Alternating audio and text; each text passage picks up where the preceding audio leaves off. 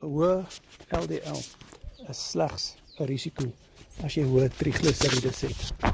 So op die carnivore dieet kan jy verwag om jou trigliserides af te bring. Jy kan ook verwag om jou HDL, dus jou goeie cholesterol, meer te maak. So 'n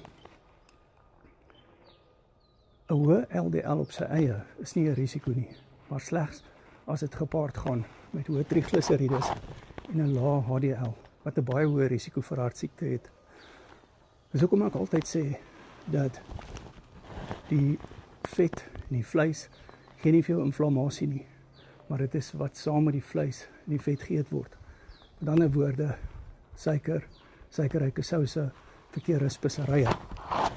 Daarom wil ek voorstel jy 'n coaching sessie met my doen op die carnivore of keto word.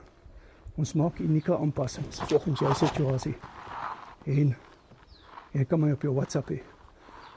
So ek stap 'n unieke pad van aanspreeklikheid met jou.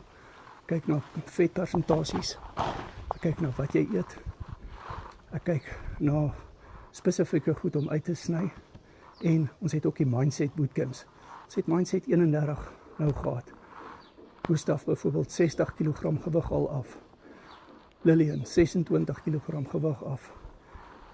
So baie. Frans 10 kg af. Ensovoorts, ensovoorts. My nommer is in die bio. Die bootcamps is op Google Meet en die coaching is op WhatsApp video call. Jy kry ook resepte en jy kan ook die opvoedkundige bootcamps bywoon. So na hierdie Sondag se prostaat bootcamp doen ons die Mindset Recap 7 wat 'n tande en mond bootcamp insluit. En dan daarna, die volgende naweek, doen ons die histamine bootcamp en dan ook die naweek daarna die sinus bootcamp. Dis op 'n Sondag aand waar dit plaasvind 7:00 die aand. Ek doen video-opnames van dit en jy kan dit ook bestel. Ons het nou die longe bootcamp ook afgehandel.